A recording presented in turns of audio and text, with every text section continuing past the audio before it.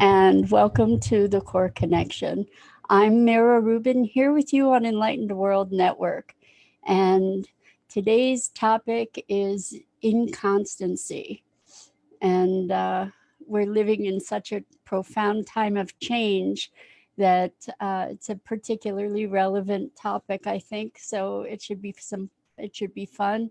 But until uh, let's get ourselves all set and ready by bringing ourselves present. So let's take a deep breath in through your nose, hold it, and imagine all that wonderful oxygen coursing into your lungs and into your bloodstream and nourishing all your cells and all your organs. And as you exhale, exhale any tension, any stress. And let's take another deep breath in through your nose. Hold it. And now imagine bright, sparkling white light coursing through every molecule of your being, throughout your body and beyond, connecting you with the universe. And exhale any remaining tension. And now let's gently press our palms together, softly rub your fingers against your palms. Feel that tickling, that tingling, that deliciousness in your fingers, in your palms, and bring yourselves present right here, right now, enjoying the wonderful, wonderful experience of being in these physical bodies. Good morning, Dido. I see comments. So, this is a wonderful, wonderful thing. Much persistence has brought us to be able to be in solid communication here with you in Facebook Live. I want to welcome everybody who's here this morning. Thank you so much for being here, and welcome to a new week. It's amazing how time just flies.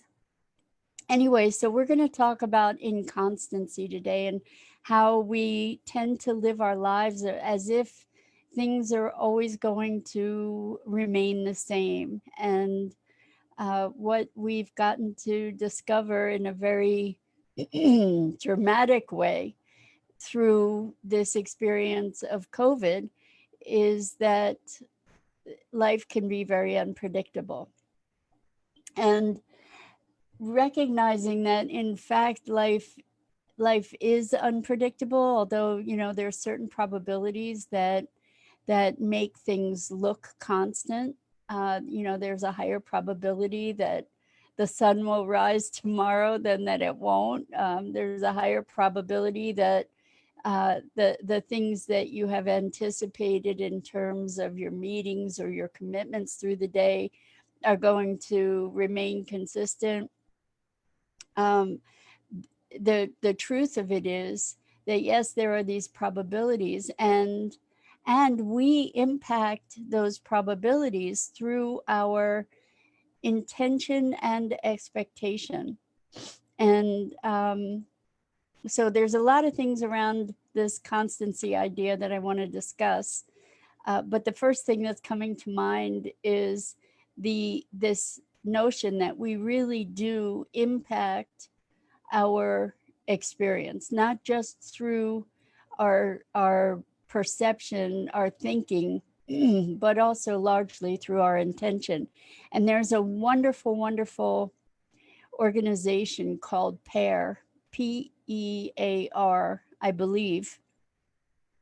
And I think it's from Princeton, and it is has been a many, many years long study, more than 20 years for sure, long study of probabilities. And the way that it works is really interesting. There is a random number generator, and there are these little pods all over maybe the world, but at least all over the country, that generate these random numbers. And typically you see these, the regular expected pattern of randomness in these numbers. The one of the founders of PEAR is Dr. Roger Nelson, Nelson. Anyway, what is fascinating is that when there are events that create a global impact. Prior to those events, there is a shift away from this randomness. There is a coherence and a resonance that arises in these numbers that is that defies any kind of statistically explainable phenomenon. So, for instance, before 9/11, there, I think it was up to 24 hours before 9/11, there was a huge spike in the uh, the coherence of these numbers, and around Princess Diana's death, and also obviously during and after 9/11, there was this greater coherence, and the same with Princess Diana, and with major earthquakes and all kinds of other uh, what we'll call tragedies. And I find this really, really, really fascinating because it validates the notion of collective consciousness. It validates the fact that we are all connected on an other than conscious level. So, how does this come back to the idea of constancy? Well, constancy, we nurture the illusion that things are the way they are as a solid, predictable fact. We experience our lives as on a continuum. It's always been this way. It'll always be this way. And what we're getting to discover in this time of COVID is that there can be very radically unanticipated changes that occur in our lives that were unanticipated. Now, that's not to say that there weren't people who predicted that we would be at the effect of a global pandemic at some point or another. That also has been in the collective awareness. But the disruptions that we feel as a result of the truth of the inconstancy of our lives can be can be debilitating, can be fear engendering for so many people. And what is a counter measure to be able to mitigate the extreme of fear and discomfiture that results from this inconstancy? Dido, you are my champion always. Dido found an article about PAIR, Princeton, the Princeton, I forget what the E stands for, but anyway, it's a research lab, and it's called Mind Over Matter, this article. It's really, really fascinating, and you can find all kinds of research on it, or articles on it. Good morning, Annette Martz. Thank you so much for being here. And for everybody else who's joining us, I so appreciate your company. I want to ask you guys who are listening and watching, Princeton Engineering Anomalies Research Lab. Yay. Thank you so much, Dido. Always rising to the challenge here. That's beautiful. So that's PAIR, Princeton Engineering Anomalies Research Lab. Because we call these things anomalies because we have the assumption of a certain constancy that doesn't allow for our connectedness necessarily. I love that the PAIR research really does support the notion that we are of one consciousness. Good morning, Catherine. And I'm not going to pronounce the rest of your name because I'm afraid that I will destroy it. So I hope that's okay. I'm wondering, for you folks that are here with me today, what is your experience of constancy, or better yet, the disruption of what you assumed to be constancy. How has that shifted life for you? How have you responded to unexpected changes? Um, so Catherine's laughing because I wasn't brave enough to take on trying to communicate her name. Anyway, let's think about the when things don't go as you expected. Inconstancy is sort of another way to be thinking about change, right? When or surprises. So how well do we flow with the unexpected in our lives? Well, some of us get really disoriented. I know for me, when in the past, I'm happy to say in the past, when things, good to see you, Jeff Holman. Hello, welcome. Boy, it's been a really long time. We're talking about inconstancy today, and how disruption of our expected projection of reality registers as an internal experience. So, what happens? Do we freak out? Do we get excited? Do we become fearful? When we recognize the unpredictability of things in life, what's the gut response? Good morning, Shri. And I'm not going to try and pronounce the rest of your name either, because I'm not feeling that bold this morning. Great to have you here. So when the responses of fear, for instance, or anxiety in the face of unpredictability or inconstancy comes from truly the presence to an awareness that we don't control things. So what is challenged is our sense of control, and that sense of control is nurtured by the illusion of constancy, that things are going to continue exactly as they are or with very slight variation. And in these very interesting times, it behooves us to become more fluid in our experience, our expectations, and our responses to the moment and to what is actually happening. And the best way to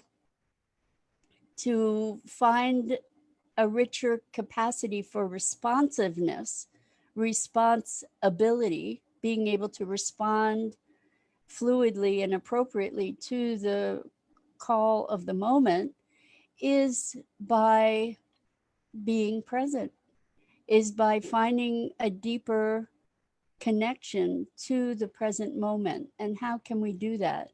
Once again, I say this over and over again, presencing ourselves to our breath, presencing ourselves to our physicality, grounding ourselves in our bodies, finding a path from fear to presence, breathing into your belly. And when we bring ourselves present physically, then we can find a place to have that deep breath, to be able to take a pause, to be able to move out of the frenzy that might be going on in our minds, and to come back to a place of resourcefulness that exists purely when we are present, when we're not influenced by the past, and when we're not projecting into the future. So Jeff says, acceptance of the things we cannot control is most helpful. Presence helps do this. Exactly. So one of the things that I think is such a really cool way to bring ourselves to presence is by gently rubbing your fingers against your palms and putting your attention on that sensation as we breathe. And as you feel that sensation, you're presencing yourself into your body. And when we do that, it's like it's a pattern interrupt. In other words, we have all this frenzy going on around fear or anxiety, and when we break that pattern by shifting our focus, we then have more resourcefulness available to us to actually bring ourselves present.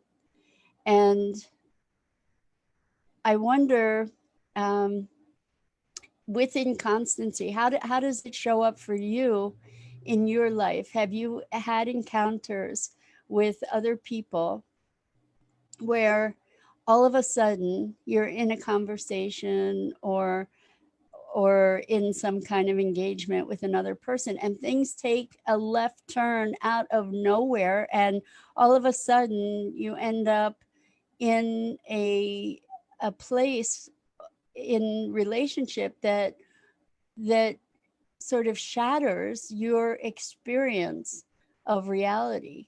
I think many of us have had experiences that have really shifted our perception in a radical way. I can remember a couple times in my life where I I remember when I was in college, in relationship to this other person that I had a deep affection for. I mean, I thought this person was, that's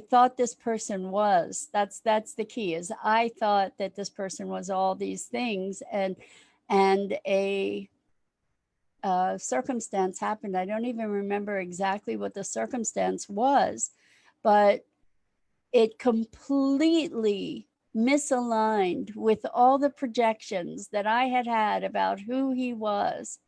And I, it caused me to question my whole experience of reality. It caused me to question everything else I knew.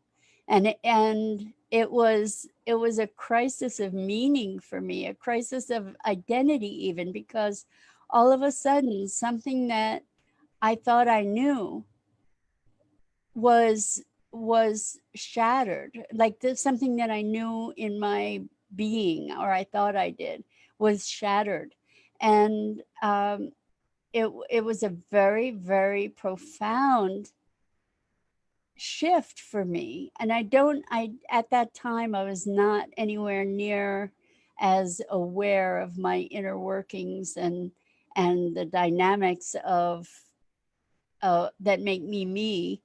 But so I wasn't able to move through it in a very conscious and deliberate way. It was really a crisis for me. I'm wondering if any of you have ever experienced something like that, and how you've come back from that, and if it changed you.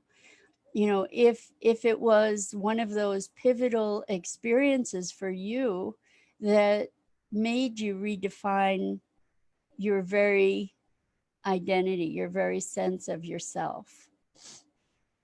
So um, that's like a radical break in constancy or in perception. And another way that we can look at constancy or inconstancy in relationship is with these ideas of who we have of one another, we project them forward, right? So I expect you to always act in a certain way. I expect you to always be late, or I expect you to always be on time, or I expect you to respond to certain things in certain ways. And when you don't, then because I had this projected idea, it forces me to reevaluate or reimagine who you are. And I think that that's actually an interesting take when we think about how we know one another. We know each other through the imaginings that we have of what it is to be that person over there. Or, you know, maybe we have imaginings of your motivations, or we have imaginings of your behaviors, or we have imaginings of your core being. And sometimes we find that our imaginings, our projections, are not accurate, are not true. And how do we find that out is through the inconstancy that arises periodically. And then what happens is it's often a break of trust, a breach of trust. And the interesting thing, thank you, Catherine. So sometimes you've had that experience. I'm wondering, what kinds of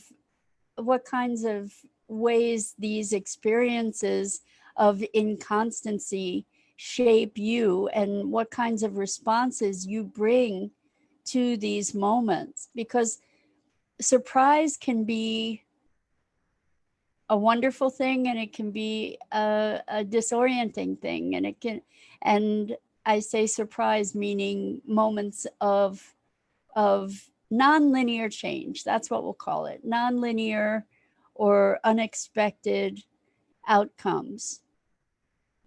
And I think that another way that we can interact with life and its events is, instead of assuming that things are going to go along as they are, to have curiosity, about the possibilities that might arise in any given moment. And in order to be truly present, it means not carrying the past forward. It means not projecting into the future. It means being in this particular moment with a certain level of wakefulness and responsiveness. In other words, we don't get to go through life on autopilot. I think that that's when the inconstancy really hits home, when it arises, because so many of us, myself included, much of my life, I'm existing kind of on autopilot, where I'm doing what I'm doing. I'm not really connected to the rest of the world. I'm hyper focused. I'm engaged in whatever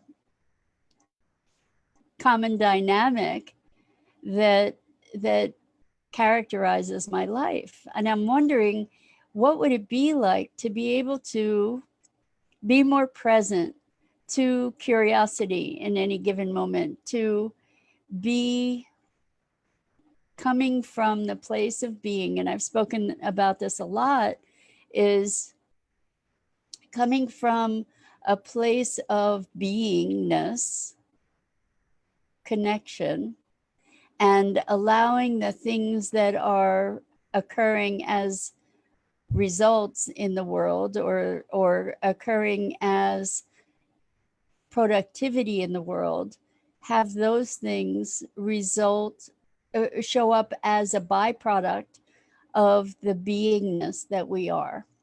So to be coming from a place of presence, and then the doing is a byproduct rather than the objective. And I'm wondering how that may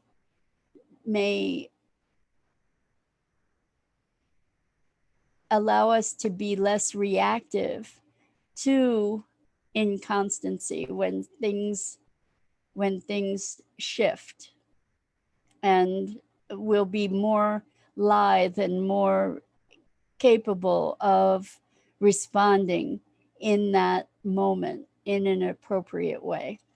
So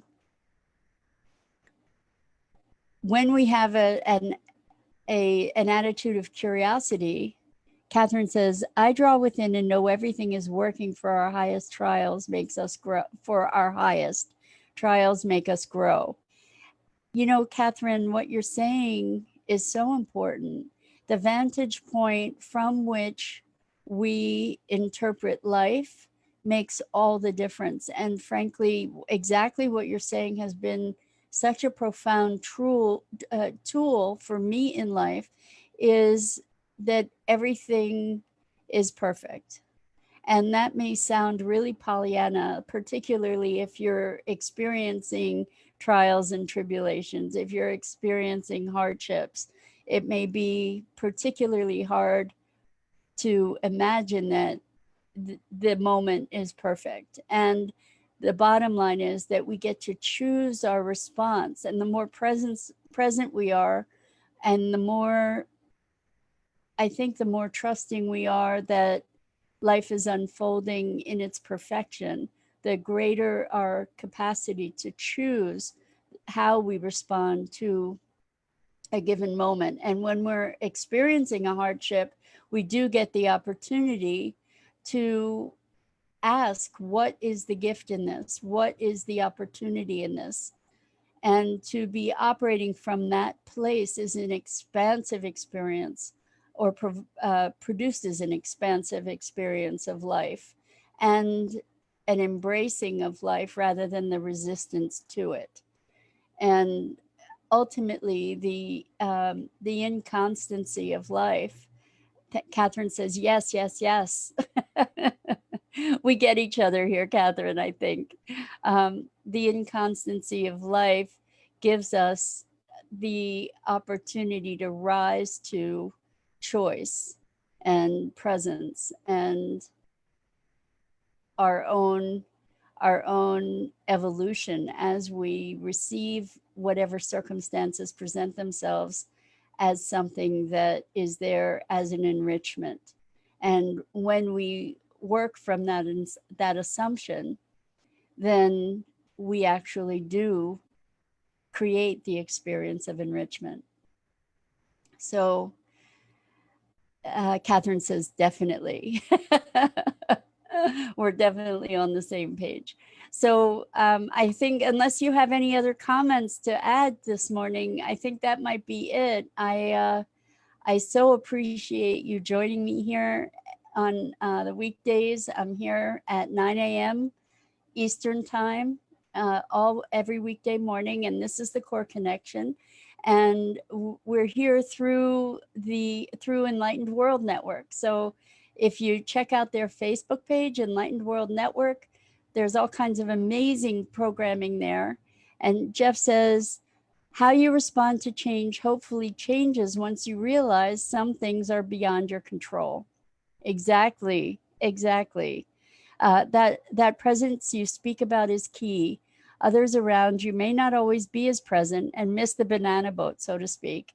Yeah, that's super, super true. And as we become, so the idea that things are beyond our control, I think most things are beyond our control, that we have an illusion of control. And when we realize that it's beyond our control, that what we get to control is our response and our presence, then you're right. That is the key to the whole thing. And yes, others around you may not be as present. And we get to, when we're present, we get to be in this dance with others and to be able to respond. And that's the biggest challenge. It's a big challenge for me too, to maintain a sense of presence in the moments when there is a conflict, or there is a disruption, or things go in a way that that are unanticipated. So Dido says to look for the gift of the situation, so we come from responsiveness, not reactivity. Exactly. That's the idea, is to be able to extricate ourselves in any given moment. And I'm still working on this, I have to say, from the momentum of a situation, to be able to respond to it appropriately. And Catherine says, bless you, I needed you this morning. Well, Catherine, I'm so glad you were here and that this was helpful. Many things, many think we are strange. Yes. Well, we are, and that's not a bad thing. you know, maybe we are helping to blaze the way for a new norm. That would be a wonderful thing if we could do that. And Catherine says, I will be me. And you are so, so welcome, Dido, and everybody else. Jeff, it was great to have you here this morning.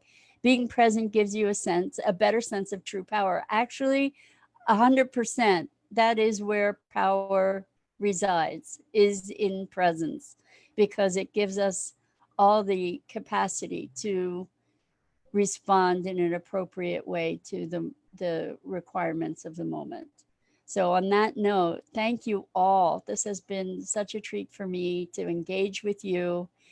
And I hope to see you here again, once again, every weekday morning, 9 a.m.